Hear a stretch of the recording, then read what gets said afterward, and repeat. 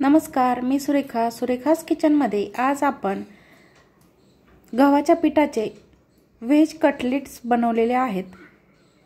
एकदम खुसखुशीत आणि चवीला कापसाहून मऊ लुसलुशीत अशा पद्धतीचे हे कटलेट बनवण्यासाठी या ठिकाणी 1 वाटी गव्हाचं पीठ आणि 2 चमचे बारीक रवा या ठिकाणी मी वापरलेला आहे। तुमच्याकडे जो रवा असेल तो तुम्ही वापरू शकता, मोठा किंवा बारीक। चवीनुसार मीठ आणि अर्धी वाटी दही या ठिकाणी मी वापरलेला आहे। अशा पद्धतीचं आता हे मिश्रण आपण मिक्स करून घ्यायचं आहे आणि याचं छान असं पातळसर असं बॅटर तयार करून घ्यायचं आहे। जास्त पातळ बनवायचं नाही, अगदी थोड्या प्रमाणात घट्टच ठेवायचं आहे आणि छान असं गुठळी मोडून याचं अशा पद्धतीचं बॅटर मी तयार करून घेतलेलं आहे। साधारण मला या बॅटर बनवण्यासाठी 1 ग्लास पाणी लागलेलं आहे। तर हे आता आपण 10 मिनिटं झाकून ठेवलेलं होतं।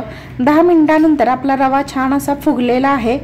त्यामध्ये आता यामध्ये आपल्याला तुमच्या ज्या काही आवडत्या भाज्या असतील त्या तुम्ही या ठिकाणी टाकू शकता। जी मुलं तुमची भाजी खात नाहीत त्या भाज्या तुम्ही यामध्ये घालू शकता, त्या निमित्ताने मुलांच्या पोटामध्ये या भाज्या जातील। या ठिकाणी कांदा, टोमॅटो, गाजर आणि कढीपत्त्याची चुरून घेतलेली बारीक कट केलेली 5 ते 6 पाने, 1 मिरची बारीक चिरून घेतलेली आणि थोडीशी कोथिंबीर, थोडंसं मीठ टाकून घेतलेलं आहे कारण मगाशी पण मी मीठ टाकलेलं होतं। तर आता भाज्या वाढवल्यामुळे एकदम पाव चमचाभर मी या ठिकाणी मीठ वापरलेलं आहे। अशा पद्धतीनं आपले हे छान असं मिश्रण तयार झालेलं आहे। आता यामध्ये थोडेसे मसाले टाकून घेऊयात। पाव चमचा हळद, अर्धा चमचा काश्मीरी लाल मिरची पावडर, 1 चमचा धना पावडर आणि थोडासा गरम मसाला या ठिकाणी मी टाकलेला आहे। अगदी पाव चमचाभर गरम मसाला या ठिकाणी टाकून हे मिश्रण पुन्हा एकदा अशा पद्धतीने मिक्स करून घेतलेला आहे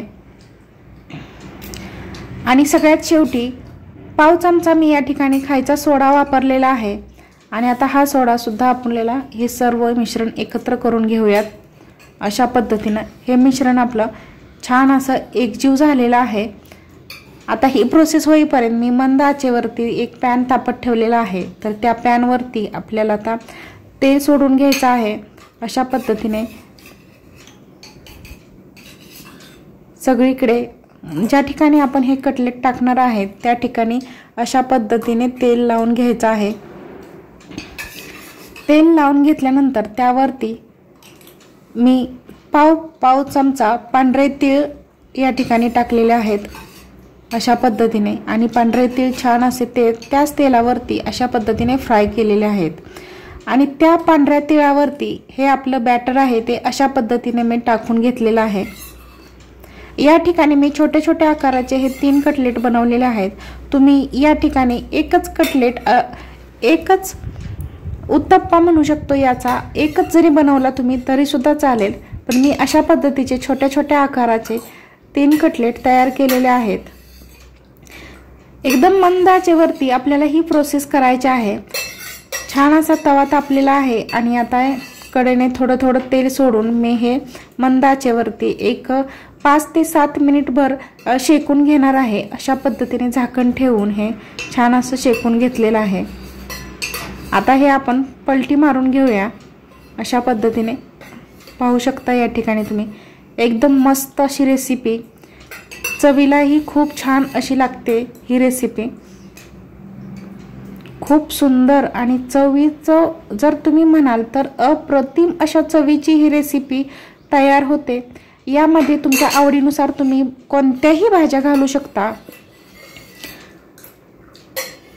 मुलांना सतत चपाती भाजी खायचा खूप कंटाळा येत असतो, तर अशा वेळी काहीतरी वेगळं म्हणून असा नाश्ता तुम्ही करू शकता, मुलांना देऊ शकता।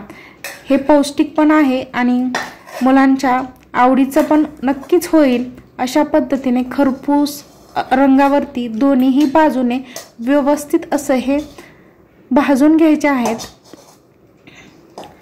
या ठिकाणी तुम्ही पाहू शकता खूपच मस्त अशी ही दह्यासोबत किंवा सॉस सोबत किंवा एखाद्या चटणी सोबत तुम्ही हे कटलेट किंवा छोटे छोटे पराठे म्हणू शकता, या ठिकाणी तुम्ही हे खाऊ शकता।